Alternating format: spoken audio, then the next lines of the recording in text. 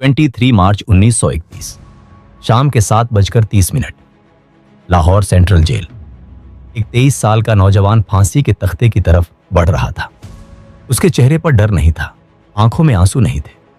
वो गाना गा रहा था, दिल से निकलेगी न मरकर भी वतन की उल्फत, मेरी मिट्टी से भी खुशबू ए वतन आएगी। उसके दो साथी राजगुरु और सुखदेव भी उसके साथ थे।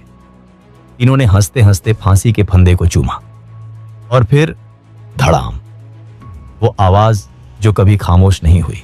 लेकिन रुकिए, यह फांसी 24 मार्च को होनी थी। एक पूरे दिन पहले रात के अंधेरे में छिपकर क्यों दी गई? और उस वक्त एक आदमी था जो पूरे हिंदुस्तान में सबसे ज्यादा ताकतवर था, जो वाइस रॉय लॉर्ड इरविन से आंख मिला सकता था, जो ब्रिटिश एम्पायर को हिला सकता था। उस आदमी ने उन्हीं दिनों लॉर्ड इरविन से 8 मुलाकातें की, 24 घंटे बातें की और एक पैक्ट साइन किया। लेकिन उस पैक्ट में भगत सिंह का नाम नहीं था। वो आदमी था महात्मा गांधी। और आज हम उस सवाल का जवाब ढूंढेंगे जो 90 साल से भारत के दिल में जल रहा है। क्या गांधी जी ने भगत सिंह को बचाने की कोशिश की या नहीं की? और अगर की तो फिर भगत सिंह क्यों लटका दिए गए? यह सिर्फ दो नेताओं की कहानी नहीं है, यह उस वक्त की कहानी है जब आजादी की लड़ाई दो रास्तों में बंट गई थी, अहिंसा और क्रांति। और उन दोनों रास्तों के बीच में खड़े थे 3 नौजवान जिनकी उम्र 23 और 24 साल थी। 27 सितंबर 1907 पंजाब के लायलपुर जिले के बंगा गांव में एक बच्चे का जन्म हुआ। उस दिन उसके पिता किशन सिंह और चाचा अजीत सिंह जेल से छूटकर आए थे। वो भी आजादी की लड़ाई के लिए जेल काट रहे थे। वो बच्चा था भगत सिंह। जिस घर में पैदा हुआ उस घर में क्रांति की बात होती थी। जिस स्कूल में पढ़ा वहां लाला लाजपत राय जैसे देशभक्त आते थे। 12 साल की उम्र में भगत सिंह ने जलियांवाला बाग में जाकर उस मिट्टी को अपनी शीशी में भरा जो हजारों निर्दोषों के खून से सनी थी। वो मिट्टी की शीशी जिंदगी भर उनके पास रही। गांधी जी के नॉन कोऑपरेशन मूवमेंट से भगत सिंह भी प्रभावित हुए।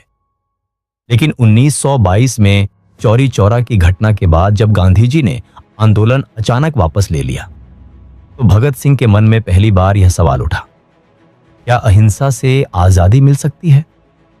उन्होंने अपना रास्ता चुना, क्रांति का रास्ता। 1926 में उन्होंने नौजवान भारत सभा बनाई। 1928 में हिंदुस्तान सोशलिस्ट रिपब्लिकन एसोसिएशन में शामिल हुए। और उसी साल एक घटना हुई जिसने सब बदल दिया। 30 अक्टूबर 1928 लाला लाजपत राय, पंजाब के सिंह, पूरे हिंदुस्तान के सम्मानित नेता, साइमन कमीशन के विरोध में लाहौर में जुलूस की अगुवाई कर रहे थे। उस जुलूस पर British police superintendent James Scott ने लाठीचार्ज का आदेश दिया। लाठियां पड़ी, लाला जी के सीने और सिर पर चोटें आईं। 17 नवंबर 1928 को लाला लाजपत राय का निधन हो गया। पूरे देश में आक्रोश था, लेकिन भगत सिंह के लिए यह सिर्फ आक्रोश नहीं था, यह एक संकल्प था। भगत सिंह, राजगुरु, सुखदेव और चंद्रशेखर आजाद ने तय किया, जेम्स स्कॉट को मारेंगे। 17 दिसंबर 1928 को योजना अमल में लाई गई, लेकिन पहचान में गलती हुई। जेम्स स्कॉट की जगह असिस्टेंट सुपरिंटेंडेंट जेपी सैंडर्स मारे गए। भगत सिंह जानते थे यह गलती हुई। सैंडर्स ने लाला जी पर लाठी नहीं चलाई थी, लेकिन वो ये भी जानते थे अब रास्ता बंद नहीं होगा। एक पोस्टर हाथ से लिखकर चिपकाया, लाला लाजपत राय की मौत का बदला ले लिया, और फिर लाहौर से निकल गए, भेष बदलकर दुर्गावती देवी के साथ, एक मैरिड कपल की तरह। अंग्रेज ढूंढते रहे, भगत सिंह बच निकले, लेकिन अगला कदम और भी बड़ा था। 8 अप्रैल 1929 Delhi, central legislative assembly. Bhagat Singh और बटुकेश्वर दत्त, वो दो नौजवान, पब्लिक गैलरी से नीचे असेंबली में बैठे नेताओं पर बम फेंकते हैं। लेकिन रुकिए, वो बम मारने के लिए नहीं था। यह सुनकर चौंकिए मत, यह सच है। वो बम इतने कम ताकत के थे कि नीचे धुआं उठा, शोर हुआ, लेकिन कोई मरा नहीं, कोई घायल नहीं हुआ। मकसद था अपनी आवाज पहुंचाना। उन्होंने पैम्फलेट्स फेंके जिन पर लिखा था, बहरों को सुनाने के लिए ऊंची आवाज चाहिए।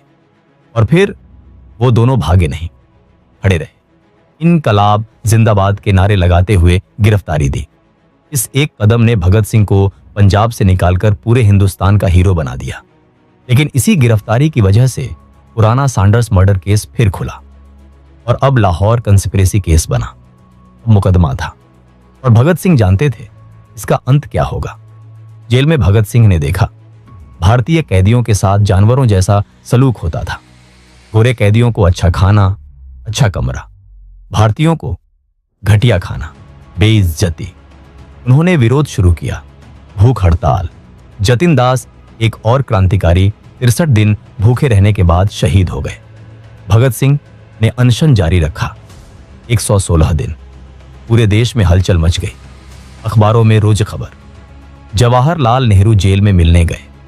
आम लोगों में भगत सिंह की लोकप्रियता गांधी जी के बराबर पहुंचने लगी, कुछ जगहों पर तो उनसे भी ज्यादा। आखिरकार पिता किशन सिंह की विनती पर और कांग्रेस नेताओं के अनुरोध पर 5 अक्टूबर 1929 को अनशन तोड़ा। 7 अक्टूबर 1930 को फैसला आया, भगत सिंह, राजगुरु और सुखदेव को फांसी। और अब शुरू होती है वो कहानी जो इतिहास की सबसे बड़ी डिबेट है। फरवरी 1931, भगत सिंह की फांसी 24 मार्च को तय थी। 17 फरवरी 1931 को वाइसरॉय लॉर्ड इरविन और महात्मा गांधी के बीच बातचीत शुरू हुई। यह बातचीत सिविल डिसोबीडियंस मूवमेंट रोकने और पॉलिटिकल प्रिजनर्स रिहा करने के बारे में थी। 8 मुलाकातें हुई, 24 घंटे की बातचीत। 5 मार्च 1931 को गांधी इरविन पैक्ट साइन हुआ। इस पैक्ट के तहत करीब 90,000 पॉलिटिकल प्रिजनर्स रिहा होने वाले थे। लेकिन उस पैक्ट में भगत सिंह, राजगुरु और सुखदेव का नाम नहीं था। पूरा देश हैरान था, आक्रोशित था। लेकिन यहां एक इंपॉर्टेंट सच जानना जरूरी है, क्योंकि इतिहास को अधूरा सुनाकर लोगों को गुमराह किया जाता है। सच ये है, गांधी जी ने भगत सिंह के लिए कोशिश की, कई बार की। 18 फरवरी 1931 को जब बातचीत शुरू हुई थी, गांधी जी ने लॉर्ड इरविन से कहा, अगर आप मौजूदा माहौल को और बेहतर बनाना चाहते हैं तो भगत सिंह की फांसी रोक दें। इरविन ने सुना, धन्यवाद कहा, लेकिन माना नहीं। 19 मार्च 1931 को पैक्ट साइन होने के 14 दिन बाद गांधी जी ने फिर इरविन से मुलाकात की, भगत सिंह की फांसी कम करने की मांग की। 20 मार्च को होम सेक्रेटरी हर्बर्ट एमरसन से मिले, वही मांग। 21 और 22 मार्च को 2 और मुलाकातें लॉर्ड इरविन से। और 23 मार्च की सुबह, जिस दिन फांसी दी जानी थी, गांधी जी ने इरविन को एक पर्सनल लेटर लिखा। उनके सेक्रेटरी महादेव देसाई ने बाद में बताया, उस पत्र में गांधी जी ने अपना दिल और आत्मा दोनों उड़ेल दिए थे। पत्र में लिखा था, the interest of peace demands a final appeal. लेकिन लॉर्ड इरविन ने नहीं माना। क्यों? यहां आती है वो कहानी जो बहुत कम लोगों को पता है। लॉर्ड इरविन खुद डगमगा रहे थे, उनके अपने नोट्स में दर्ज है। उन्होंने गांधी जी की बातें सुनी, उनसे प्रभावित भी हुए। एक बार तो वो फांसी टालने के बारे में सोच भी रहे थे। लेकिन पंजाब के ब्रिटिश ICS ऑफिसर्स ने इरविन को एक अल्टीमेटम दे दिया, अगर भगत सिंह की फांसी रोकी गई तो हम सब इस्तीफा दे देंगे। पूरे पंजाब का ब्रिटिश एडमिनिस्ट्रेशन एक साथ इस्तीफा। यह इरविन के लिए एक राजनीतिक तबाही होती। और साथ में था इंग्लिश कंजर्वेटिव पार्टी का दबाव, जो गांधी इरविन पैक्ट से पहले से नाराज थी। उन्हें लग रहा था कि इरविन इंडियन नेशनलिस्ट्स के सामने झुक रहे हैं। अगर भगत सिंह की फांसी भी रुक जाती तो कंजर्वेटिव पार्टी में बवाल मच जाता। यानी एक तरफ था गांधी जी का दबाव और दूसरी तरफ था ब्रिटिश ब्यूरोक्रेसी और कंजर्वेटिव पार्टी का दबाव। इरविन ने दूसरे को चुना। 16 मार्च 1931 को होम डिपार्टमेंट ने पंजाब गवर्नमेंट को टेलीग्राम भेजा। गवर्नर जनरल ने भगत सिंह, राजगुरु और सुखदेव की फांसी में दखल देने से मना कर दिया है। भगत सिंह का भाग्य तय हो गया। लेकिन एक सवाल अभी भी बाकी है, क्या गांधी जी और कर सकते थे? यह वो सवाल है जो दशकों से डिबेट में है। एक तरफ हैं वो लोग जो कहते हैं गांधी जी ने पूरी कोशिश की। नेताजी सुभाष चंद्र बोसे, जो कांग्रेस के लेफ्ट विंग के नेता थे, जिनके और गांधी जी के बीच अक्सर मतभेद होते थे, उन्होंने भी कहा यह मानना जरूरी है कि गांधी ने अपनी पूरी कोशिश की। भगत सिंह के पिता सरदार किशन सिंह, जो खुद कराची कांग्रेस सेशन में आए, उन्होंने भीड़ से कहा, मेरे बेटे ने मुझसे कहा था गांधी जी का साथ दो, उनकी नेतृत्व में लड़ो, आजादी इसी रास्ते से मिलेगी। और दूसरी तरफ हैं वो लोग जो कहते हैं गांधी जी ने पर्याप्त नहीं किया। लीगल स्कॉलर एजी नूरानी ने अपनी किताब the trial of Bhagat Singh में लिखा, गांधी अकेले ऐसे व्यक्ति थे जो प्रभावी ढंग से हस्तक्षेप कर सकते थे, उन्होंने नहीं किया आखिरी दम तक। नूरानी का एक और तर्क था, गांधी जी ने यह जानने की कोशिश नहीं की कि भगत सिंह जेल में क्या सोच रहे थे। भगत सिंह ने जेल में एक अहम निर्णय लिया था, उन्होंने टेररिज्म और वायलेंस से खुद को पब्लिकली दूर कर लिया था। उनका कहना था कि वो अब एक सोशलिस्ट रिवॉल्यूशन के लिए लड़ रहे हैं, न कि हत्या के लिए। अगर गांधी जी यह बात इरविन के सामने रखते कि भगत सिंह बदल गए हैं, तो शायद एक और आर्ग्यूमेंट मिलता। लेकिन क्या यह सच है? क्या भगत सिंह वाकई बदल गए थे? जेल में भगत सिंह ने पढ़ा marks, Lenin, Trotsky, Bertrand Russell, Rabindranath Tagore. उन्होंने एक 404 पन्नों की जेल डायरी बनाई जिसमें कोट्स, नोट्स, विचार थे। उन्होंने एक ऐसे लिखा, भाई आई एम एन एथिस्ट। उस ऐसे में उन्होंने लिखा, मैं नास्तिक हूं, लेकिन मैं किसी को डरा नहीं रहा, किसी को चुनौती नहीं दे रहा। मैं इसलिए नास्तिक हूं क्योंकि मेरी अपनी सोच है। उन्होंने एक लेटर लिखा जिसका शीर्षक था नो हैंगिंग, प्लीज शूट अस। उसमें लिखा, हमें फांसी पर मत लटकाओ, गोली मारो, हम सोल्जर्स हैं, क्रिमिनल्स नहीं। फांसी के दिन 23 मार्च 1931 की सुबह उनके वकील प्रेमनाथ मेहता उनसे मिले। भगत सिंह लेनिन की जीवनी पढ़ रहे थे। उन्होंने कहा, मैं लेनिन की जिंदगी पढ़ रहा हूं, मरने से पहले यह खत्म करना है। कितने काम थे वो 23 साल के नौजवान। उन्होंने अपने वकील को जेल से बाहर ले जाने के लिए 4 हैंडराइटेड बंच ऑफ पेपर्स दिए, अपनी राइटिंग्स, अपने विचार। ये वो भगत सिंह थे जिन्हें देश देख नहीं पाया, सिर्फ इसलिए कि उन्हें बोलने का मौका नहीं मिला। 23 मार्च 1931 शाम भगत सिंह के पिता को बताया गया था कि फांसी 24 मार्च को होगी। उन्हें 23 मार्च को आखिरी मुलाकात की इजाजत दी गई। किशन सिंह आए, लेकिन जेल की दीवार के पार से सिर्फ हाथ हिला सके, मिलने नहीं दिया गया।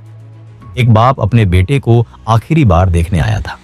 बेटा वहां था, बस एक दीवार के पीछे, और वो दीवार पार नहीं हो सकी। शाम को लाहौर में मोरी दरवाजा के पास एक पब्लिक मीटिंग थी। किशन सिंह वहां बोल रहे थे। तभी किसी ने आकर उनके कान में कुछ कहा। किशन सिंह एक पल के लिए रुके, आंखें भर आईं। फिर उन्होंने खुद पर काबू किया, भीड़ से कहा, जो होना था वो हो गया। मैं अपने बेटे की देह लेने जा रहा हूं। सब शांत रहे। लेकिन देह कहां था? फांसी शाम 7:30 बजे दी गई, तय वक्त से 11 घंटे पहले, एक दिन पहले, इसीलिए कि लोग सड़क पर न उतर आए। फांसी के बाद शव को जेल की पिछली दीवार से चुपचाप बाहर निकाला गया, टुकड़ों में काटकर बोरों में भरा गया, ट्रक में लादा गया, लाहौर से कासुर की तरफ भगाया गया। सतलज नदी के किनारे रात के अंधेरे में एक सिख ग्रंथी और एक हिंदू पंडित ने आनन फानन में अंतिम संस्कार पढ़े।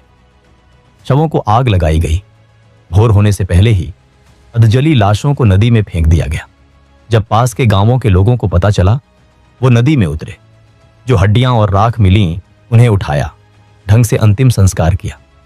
आज भगत सिंह का म्यूजियम उनके पैतृक गांव खटकड़ कलां में है। वहां रखी है उनकी थोड़ी सी राख, खून से सनी मिट्टी और वो अखबार जिसमें लिपटी थीं उनकी हड्डियां। अगले दिन 24 मार्च 1931 जब खबर पूरे देश में फैली, आग लग गई। लाहौर में हंगामा, दिल्ली में विरोध, कानपुर में हिंसा, और उसी दिन गांधी जी का ट्रेन कराची पहुंचा। कराची में कांग्रेस का एनुअल सेशन था। गांधी जी उस सेशन में जाने के लिए दिल्ली से कराची निकले थे। जब ट्रेन स्टेशन पर रुकी, भीड़ ने उनके हाथों में काले फूल थमाए। काले फूल मातम का प्रतीक, लेकिन इन काले फूलों का मतलब था, हम आपसे नाराज हैं। गांधी जी के सेक्रेटरी महादेव देसाई ने बाद में लिखा, महात्मा के चेहरे पर जो दर्द था वो देखा नहीं जाता था। उन्होंने कहा, मैंने जो कर सकता था वो किया। वायसराय को मैंने अपना पूरा दिल और आत्मा लगाकर पत्र लिखा था, सब व्यर्थ गया। कराची कांग्रेस सेशन में गांधी जी ने नेहरू को एक रेजोल्यूशन पेश करने दिया जिसमें भगत सिंह, राजगुरु और सुखदेव की वीरता और बलिदान की तारीफ की गई थी। कांग्रेस ने कहा, यह ट्रिपल एग्जीक्यूशन वतन के साथ वंटन वेंजेंस था और पूरे देश की मांग की अनदेखी। लेकिन वो रेजोल्यूशन उन 3 नौजवानों को वापस नहीं ला सकता था। यहां आते हैं उस सवाल पर जो हिस्टोरियंस के बीच सबसे ज्यादा डिबेट का विषय है। सुभाष चंद्र बोस ने गांधी जी से कहा था, अगर जरूरत पड़े तो भगत सिंह के मुद्दे पर वायसराय से पाक्ट तोड़ने की धमकी दो। बोस की दलील थी, भगत सिंह की फांसी गांधी इरविन पाक्ट की स्पिरिट के खिलाफ थी। गांधी जी ने यह नहीं किया। क्यों? इसे समझने के लिए गांधी जी की रणनीति समझनी होगी। गांधी जी का मानना था सिविल डिसऑबीडियंस मूवमेंट और उसके 90,000 कैदियों की रिहाई, यह एक बड़ा लक्ष्य था। अगर भगत सिंह की फांसी रोकने के लिए पाक्ट तोड़ दिया तो वो 90,000 कैदी जेल में रह जाते, पूरा आंदोलन बिखर जाता। गांधी जी एक बड़ी चाल खेल रहे थे और उस चाल में भगत सिंह एक ऐसा पत्ता बन गए जिसे छोड़ना पड़ा। क्या यह सही था? क्या यह गलत था? यही वो सवाल है जिसका जवाब हर पीढ़ी को खुद ढूंढना होता है। और एक और सच जो अक्सर नहीं बताया जाता, भगत सिंह ने खुद माफी नहीं मांगी। विक्सेरी के दफ्तर के लोगों ने उन्हें कहा, माफी मांग लो, जान बच जाएगी। भगत सिंह ने ठुकरा दिया। वो मरना चाहते थे, शहीद की तरह, क्योंकि वो जानते थे एक जीता हुआ भगत सिंह 1000 लोगों को इंस्पायर करेगा, लेकिन एक शहीद भगत सिंह करोड़ों को। उनके पिता किशन सिंह ने भी प्राइवेसी काउंसिल में अपील दाखिल की थी। भगत सिंह ने उनसे कहा था, बापूजी ऐसा मत करो, स्लेव्स को शिकायत करने का हक नहीं। भगत सिंह ने मौत को चुना था, जानबूझकर। तो अब जो सवाल था, क्या गांधी जी ने कोशिश की? उसका जवाब है हां, उन्होंने कोशिश की। 5 बार लॉर्ड इरविन से मिले, होम सेक्रेटरी से मिले, आखिरी दिन पर्सनल लेटर लिखा। क्या वो और कर सकते थे? इस सवाल का जवाब इतिहासकार अलग अलग देते हैं। कुछ कहते हैं हां, पैक्ट तोड़ने की धमकी और जोरदार साबित होती। कुछ कहते हैं नहीं, ब्रिटिश पंजाब के ऑफिसर्स और कंजर्वेटिव पार्टी का दबाव इतना था कि इरविन के हाथ बंधे थे। लेकिन एक बात तय है, भगत सिंह और गांधी जी दोनों एक ही मंजिल चाहते थे, आजाद हिंदुस्तान, लेकिन रास्ते अलग थे। गांधी जी का रास्ता था अहिंसा, डिप्लोमेसी, धैर्य। भगत सिंह का रास्ता था क्रांति, एक्शन, बलिदान। दोनों में से कौन सही था? शायद दोनों, शायद कोई नहीं, शायद दोनों मिलकर। जवाहरलाल नेहरू ने लिखा, भगत सिंह की लोकप्रियता टेररिज्म की वजह से नहीं थी, बल्कि इसलिए थी कि उन्होंने उस वक्त देश के सम्मान को वापस दिलाया जब लाला लाजपत राय की मौत से सब हताश थे। वो एक सिंबल बन गए और वो सिंबल आज भी जिंदा है।